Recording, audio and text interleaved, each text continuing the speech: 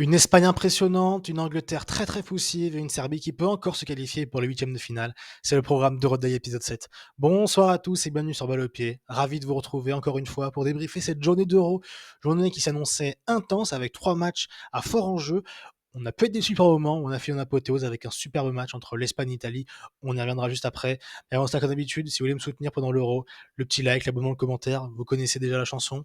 Et sans plus tarder, parlons donc d'abord de ce match de 21h entre l'Espagne et l'Italie, le choc annoncé de cette phase de groupe, poule B. Les deux équipes qui avaient remporté leur match inaugural, l'Espagne qui avait battu la Croatie 3-0 à Berlin et l'Italie qui s'était imposée à Dortmund 2-1 face à l'Albanie, mais qui avait beaucoup souffert en deuxième mi-temps. Un affrontement qui devait décider qui finirait premier de ce groupe et pourrait s'ouvrir le tableau en huitième de finale. Et c'est l'Espagne qui est ressortie gagnante de ce duel 1-0. Duel war monologue, tant l'Espagne était dominatrice du début à la fin du match. On n'a vu qu'une seule équipe sur le terrain. Euh, voilà, c'est vraiment l'Italie était très décevante ce soir. Avant de rentrer un petit peu dans l'état du match, commençons par les compositions d'équipe ou du côté de l'Espagne, le même 11 que face à la Croatie, si ce n'est le petit changement de défense centrale, Nacho qui a été remplacé par Aymeric Laporte, car Nacho avait une douleur juste avant le match, qui a précipité le retour d'Aymeric Laporte, donc on n'était même pas sûr qu'il pouvait revenir titulaire dès le deuxième match. Et du côté de l'Italie, le même 11 qui avait battu l'Albanie il y a 5 jours à Dortmund, avec notamment Scamacca en numéro 9, et la charnière Bassoni-Calafiori qui avait été plus convaincante face à l'Albanie, qui a été reconduite ce soir. Mais comme j'ai dit, le match n'a tourné que dans un sens, en faveur de l'Espagne. Et cette photo résume assez bien la situation. Une Italie qui a été à la ramasse, qui n'a cessé d'être chahutée par cette Espagne, à l'image de Nico Williams, qui a fait beaucoup de mal à Di Lorenzo sur son côté. Une équipe d'Espagne qui a pressé l'Italie, qui a asphyxié l'Italie, qui a eu un jeu de couloir exceptionnel avec d'un côté Nico Williams et Cucurella et de l'autre Yamin Yamal qui a été un peu moins aidé par Carvajal que Nico Williams a été par Cucurella. Un milieu de terrain, Fabien Ruiz, Rodri qui a été régnant, Fabien Ruiz qui a encore fait une fois, fait un match énorme, tant défensivement que dans l'organisation, cette manière de gérer le tempo. Une équipe d'Espagne qui pressait, qui empêchait le porteur de balle italien de trouver une solution, qui empêchait l'Italie simplement même d'avoir des transitions. C'est que c'est une Italie qui aime ce genre de match, à défendre et pouvoir se projeter en transition. Ça n'a pas été le cas où peu de reprises où on a eu Scamacca un petit peu isolé devant, Scamacca qui d'ailleurs a été très frustré durant le match, et un Chiesa aussi qu'on n'a pas énormément vu ce soir. Globalement, donc, une équipe d'Espagne qui, en première mi-temps, a eu je ne sais combien d'occasions. On a eu, dès la deuxième minute, une tête de Pedri sur un premier débordement de Nico Williams. Nico Williams qui a essayé donc de faire mal à Di Lorenzo, qui l'a passé plusieurs fois. On a eu souvent du mal à conclure du côté espagnol. On pense aussi à une magnifique transition, presque une touche de balle qui partait de Noé Simone, qui est arrivée sur Morata côté gauche, qui a centré pour Nico Williams, qui s'était déporté sur le côté droit et qui met une tête juste à côté du but de Donnarumma. Donnarumma a également retardé l'échéance plusieurs fois sur une frappe de Fabien Ruiz, sur une frappe de Pedri également. Avec là l'image, c'est trois hommes forts. D'un côté, Fabien Ruiz, qui, comme j'ai dit, a été exceptionnel au milieu de terrain. Lamine Yamal, qui a été beaucoup plus en vue que face à la Croatie. Face à la Croatie, on l'avait vu un petit peu, avec un petit peu de retenue. On sentait après un petit peu d'appréhension pour ce premier match dans une très grande compétition. Aujourd'hui, Lamine Yamal a été exceptionnel. Il a tout fait à la défense italienne, qui a eu beaucoup de mal à le contenir. Et Aymeric Laporte, qui pour son retour, lui, a été plutôt bon. Il n'a pas eu à faire grand-chose, il faut le dire. Même si, en fin de match, durant un quart d'heure, on en parlera après, l'Espagne a eu un petit peu souffert et a peut-être été à ça de concéder le match nul, alors que le match a été une domination sans précédent.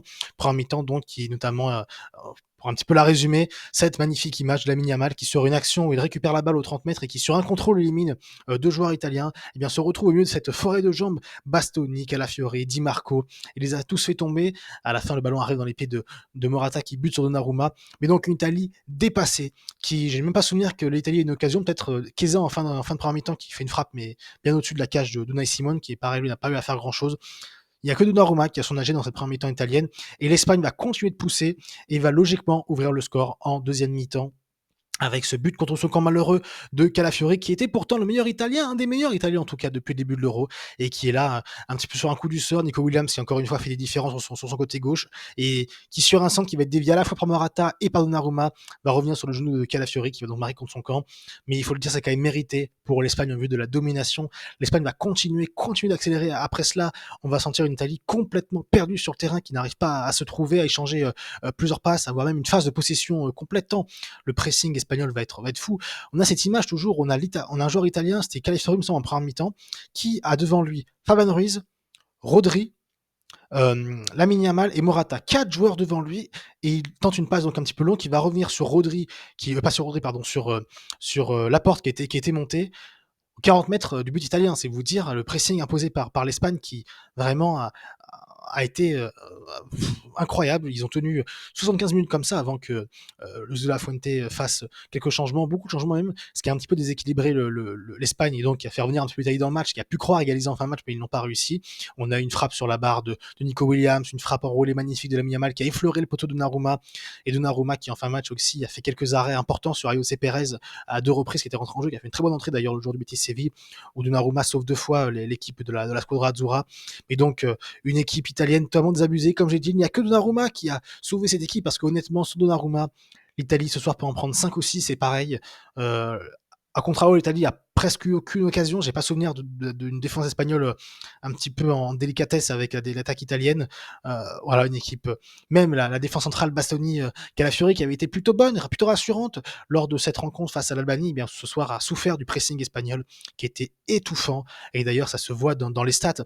20 tirs à 4 pour l'Espagne et sur les 4 tirs italiens, il y en a 2 ou 3 qui viennent après la 75e minute, donc après les nombreux changements de La Fuente. La position de balle, pareil, on était beaucoup sur du 70-30, notamment durant la première mi-temps. Une Espagne qui a marché sur l'Italie qui a été très décevante. On avait déjà entreaperçu cette frilosité balle au pied lors de la deuxième mi-temps face à l'Albanie. Et ce soir, ça a été encore plus flagrant où il manque quand même du côté italien. Euh, on va dire du talent, ou en tout cas, si ce n'est pas du talent, on va dire une certaine force collective.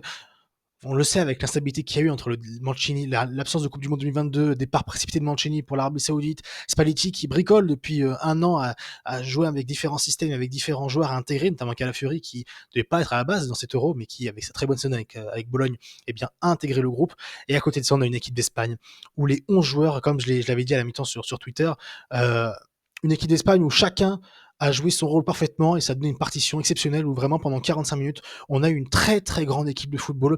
Selon moi, la meilleure prestation collective de cet Euro, qui fait de l'Espagne, on en parlait, un outsider, un très fort outsider avant cet Euro. On avait quelques doutes sur un petit peu ce nouveau style de jeu qui est beaucoup plus basé sur la verticalité, non plus sur le tiki-taka caricatural que ça pouvait être sous Luis Enrique.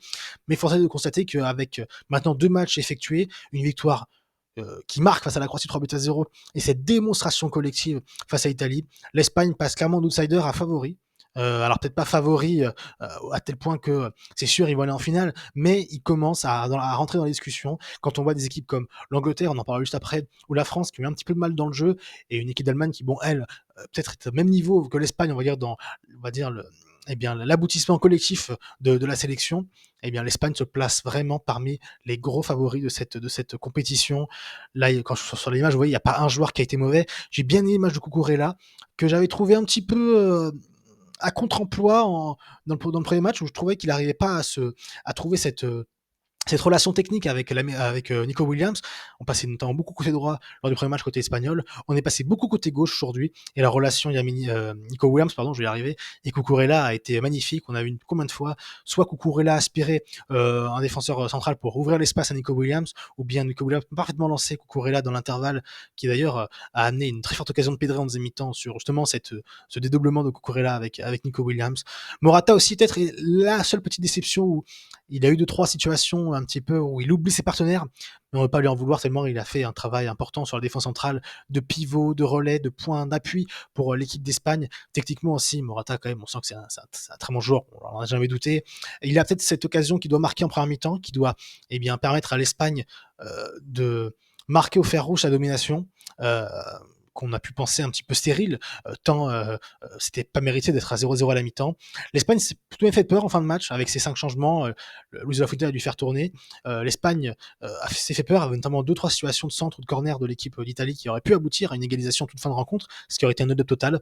Mais l'Espagne s'est appuyée sur un fort collectif et donc mérite cette victoire, 1-0. Et donc d'ores et déjà qualifié pour les huitièmes de finale. Et qui s'est presque assuré de la première place avec une différence maintenant de plus 4. L'Italie avec 3 points, une différence de 2-0, devrait faire un énorme match face à la Croatie qui elle jouera sa qualification, on en parlera juste après dans le classement. Donc l'Espagne c'est quasiment assuré d'être première et donc c'est ouvert un beau tableau pour les huitièmes de finale. On imagine déjà les projections, si l'Allemagne, si ces deux équipes finissent à la première place, on aura un Allemagne-Espagne en quart de finale qui, si on a ce genre de performance des deux équipes comme on l'a vu depuis le début de la compétition, peut s'annoncer exceptionnel. Ce sera à Stuttgart, il me semble, le 5 juillet, si je ne me trompe pas. Donc, ce sera intéressant d'en parler. Parlons maintenant de l'Angleterre qui affrontait le Danemark à 18h à Stuttgart, il me semble. L'Angleterre qui pouvait se qualifier en cas de victoire ce soir après sa victoire poussive face à la Serbie. Et Dieu que ce fut dur pour l'Angleterre encore aujourd'hui. Match nul 1 partout face au Danemark. On a vu une équipe d'Angleterre encore une fois. Dans le contenu, ça a été très très compliqué. L'Angleterre est tout de même heureuse d'ouvrir le score à la 12e minute de jeu avec le premier vrai mouvement de l'équipe d'Angleterre avec cette passe de Saka en remise sur Bellingham qui va la remettre à Saka. Christensen, j'ai envie de dire naïvement, sans voir Walker arriver, va penser tranquillement gérer le ballon pour pouvoir la mettre en retrait ensuite à Schmeichel. Il ne voit pas Walker arriver dans son dos. Walker, comme un boulet de canon, va lui chipper la balle, va avancer, centrer en retrait. Et de manière un petit peu heureuse, ça va revenir sur Harry Kane qui va ouvrir le score pour l'équipe d'Angleterre. Harry Kane qui avait connu un premier match face à la Serbie très très compliqué. Souvent, cette première mi-temps, il n'avait touché que 2 ballons dans cette première mi-temps pour l'équipe d'Angleterre. Harry Kane qui donc reprend un petit peu de confiance. On sait qu'un buteur, ça marche à la confiance. Lui qui, on le sait, a une histoire compliquée avec l'équipe d'Angleterre et une histoire compliquée avec ses clubs, dans ses trophées, dans ses accomplissements. Un trophée avec l'Angleterre aiderait grandement à sa légende. Donc, point positif pour l'Angleterre, elle mène, mais on voulait voir justement, après ce but marqué très tôt, voir comment l'équipe d'Angleterre allait gérer.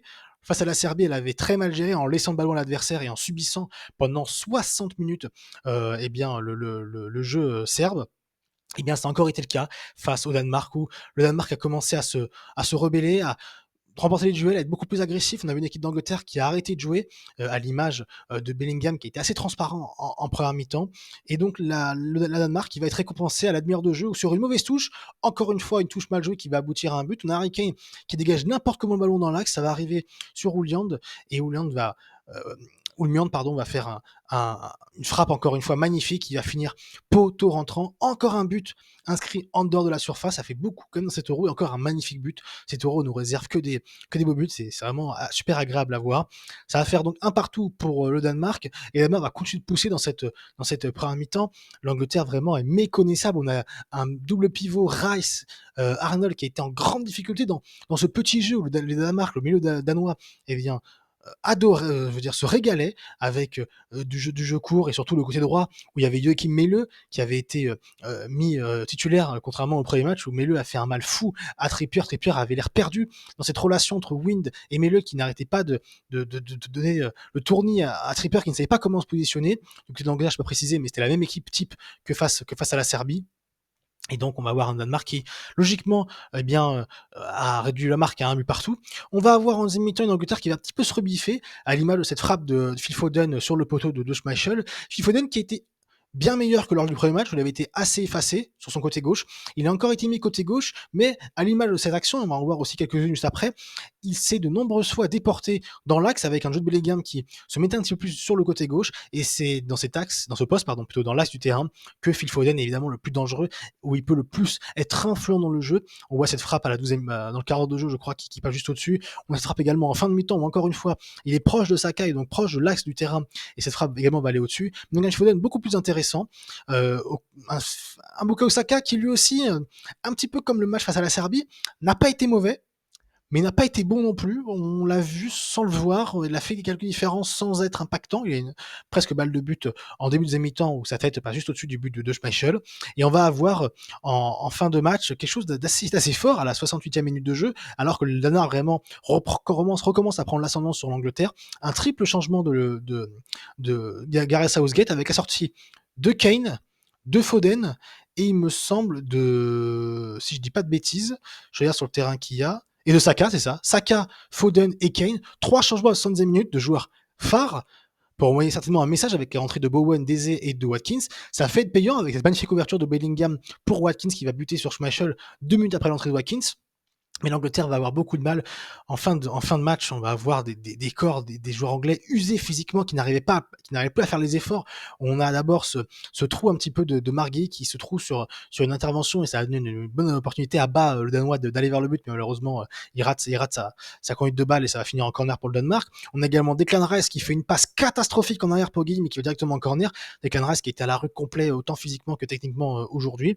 Et une équipe danoise qui va être pas loin, j'ai envie de dire, de la victoire avec toujours ces seconds ballons où le Danemark est dominateur, et cette fois c'est Højbjerg qui, une frappe enroulée, va effleurer le poteau de Pickford. Mais donc une équipe danoise qui peut avoir des regrets sur le match où si elle avait été un peu plus juste dans la surface de réparation, elle aurait clairement pu battre cette équipe anglaise qui vraiment a fait une prestation indigne d'une équipe qui se déclare et qui même, selon beaucoup d'observateurs, est favori, moi le premier, favorite numéro 1 à la victoire finale, quand on voit le matériel qu'il y a, sur le terrain et sur le banc. Parce que oui, on va parler du banc aussi.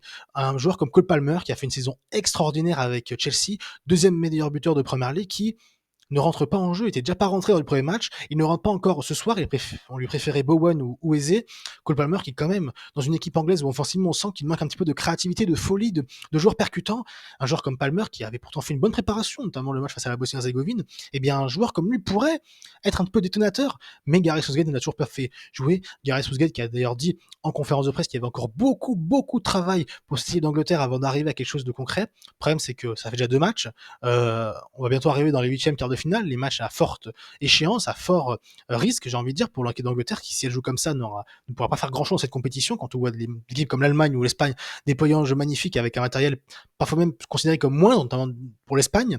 Franchement, Gareth Southgate en Angleterre, et d'ailleurs ça s'est ressenti à la fin du match, cette bronca du public qui était aux 2 tiers anglais dans le stade, qui en dit long. L'Angleterre donc qui n'arrive pas dans cet Euro à avoir une identité de jeu. On sent un petit peu que c'est un amas d'individualité qui n'arrive pas à se trouver, et des choix tactiques également un petit peu qui posent question. Kieran Trippier arrière gauche, toujours pas convaincu. Arnold dans le milieu de terrain, pour l'instant, on n'arrive pas à avoir l'apport. Foden à gauche, pareil, je ne comprends pas vraiment le sens de ça quand on sait, et quand on a vu encore aujourd'hui combien de fois il s'est déporté dans l'axe de terrain et comment il était influent. Donc beaucoup de questions qui se posent, je pense, dans la tête de Gareth Southgate, notamment en Angleterre, où les consultants doivent être assez foudrages. J'avais déjà été assez mécontent du match face à la Serbie. Ils vont l'être, je pense, encore plus ce soir, dans ce match de l'Angleterre face au Danemark. Et dans ce groupe B, de l'Angleterre. Il y avait l'autre match de 15h. On sait les matchs de 15h qui sont souvent assez impressionnants. Un petit peu en dessous aujourd'hui entre la Slovénie et la Serbie, ça c'est pourtant assez fort. Du côté de la Serbie, on avait des choix forts du sélectionneur, notamment Tadic qui avait été remis titulaire, lui qui avait fait des déclarations après le match face à l'Angleterre où il s'était autoproclamé meilleur joueur serbe et qui ne comprenait pas pourquoi il n'avait pas été titulaire. Titulaire aujourd'hui, il a été meilleur. Enfin, il était meilleur. Il était bon, je veux dire. Il a assumé son statut. Il n'a pas été exceptionnel, mais on sent quand même que c'est un petit peu le dépositaire du jeu serbe, celui qui arrive à faire le lien entre la défense et l'attaque, qui arrive à faire ses décalages, à provoquer des centres également, centres qui n'ont jamais trouvé preneur du côté de la Serbie. Une Slovénie qui, elle, à l'image de son match face au Danemark, un bon bloc défensif, qui arrive à se projeter, qui en 2-3 passes ou des ballons longs sur Benjamin Sesko arrive à se créer des opportunités. On va avoir un but à un quart de la fin de l'arrière droit qui avait été plutôt bon, qui a fait une action exceptionnelle. Si je retrouve son nom, voilà, Karnichnik, qui a fait une action extraordinaire. Il récupère un ballon de la Serbie à 15 mètres de ses buts sur le côté droit. Il fait une longue foulée. Il va se remettre ensuite à gauche. Il me semble que c'est à Elsnik qui va ensuite centrer. Il va retrouver justement son défenseur droit qui va mettre son but dans le but de qui met son but dans le but serbe, le but de Rajkovic, ancien gardien de Reims, et la Serbie qui donc va pousser, parce que la Serbie en cas de défaite était quasi assurée d'être éliminée, mais la Serbie va pousser et va marquer un but sur corner. On voit là les prières du coach serbe, et ces prières vont être entendues puisque en toute fin de rencontre, sur un corner, avec un placement assez douteux de Jan Oblak, eh bien c'est Luka Jovic qui va inscrire le but égalisateur pour la Serbie, qui permet à la Serbie d'arracher le point du match nul et de redevenir candidat à la qualification. On en parlera juste après dans le classement. Et la Slovénie qui peut avoir énormément de regrets, puisque la Slovénie avait les cartes en main pour remporter ce match, avoir 4 points et donc être assuré de finir à minimum meilleur troisième et donc s'assurer une qualification en huitième de finale. Maintenant, avec 2 points seulement et un troisième match face à l'Angleterre qui n'est pas encore assuré d'être premier, ça semble compliqué pour la Slovénie et l'équipe de Benjamin Sesko, qui a laissé passer sa chance, je pense. Et c'est dommage, parce que clairement, sur le match, elle méritait. La Serbie n'a rien montré. Très déçu de la Serbie, qui a un beau matériel, mais qui n'arrive pas à s'en servir. Encore une fois, un jeu stéréotypé, qui n'a pas d'animation, qui a pas d'envie, on sent, il y a un manque clairement d'idées du côté de la Serbie, où c'est un petit peu pièce en l'air. On espère que Mitrovic et Vlahovic vont faire des belles choses, ou Tadic aussi, sur des frappes de loin, notamment. La Serbie qui arrache le point du nul et qui peut-être va les sauver, puisque maintenant, si on regarde un petit peu les classements, le groupe C d'abord, on en parlait. L'Angleterre donc est première avec 4 points. Le Danemark et la Slovénie à 2 points, la Serbie à 1 point. Mais ce qui compte, c'est que la Serbie va affronter le Danemark en match 3. La Serbie qui se doit de l'emporter pour se qualifier. Le Danemark qui devrait également l'emporter, puisqu'avec 2 points, ou même avec 3 points, un match nul à 3 points et une différence de but de 0, je suis pas sûr que ça passe pour être meilleur troisième.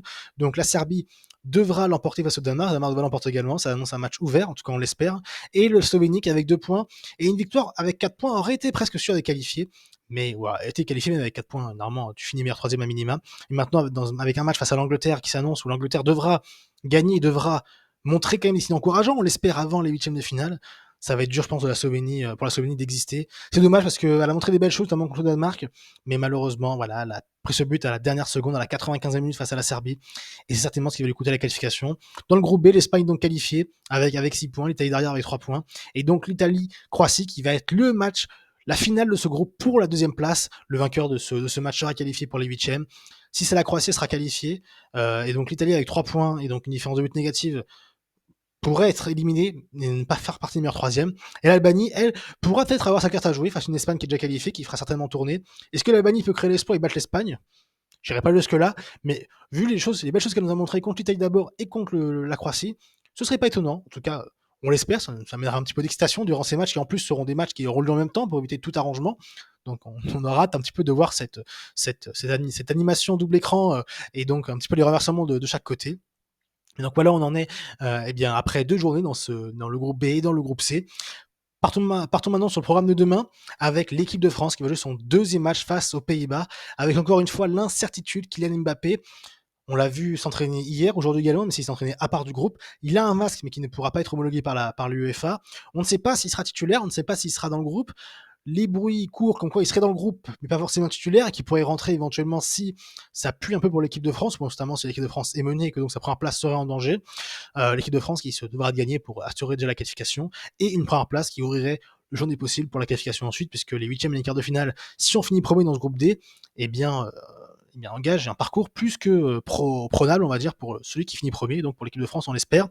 À 18h, on aura le Pologne-Autriche pour déterminer un petit peu l'équipe qui sera encore en vie, les deux équipes qui ont perdu leur premier match. Et à 15h, un Slovaquie-Ukraine avec d'un côté la Slovaquie qui peut se qualifier après sa victoire surprise face à la Belgique, et une Ukraine qui se doit de réagir après cette humiliation 3-0 face à la Roumanie, dans un match où la Roumanie avait été exceptionnelle et l'Ukraine bien en dessous de ce à quoi on peut attendre l'Ukraine.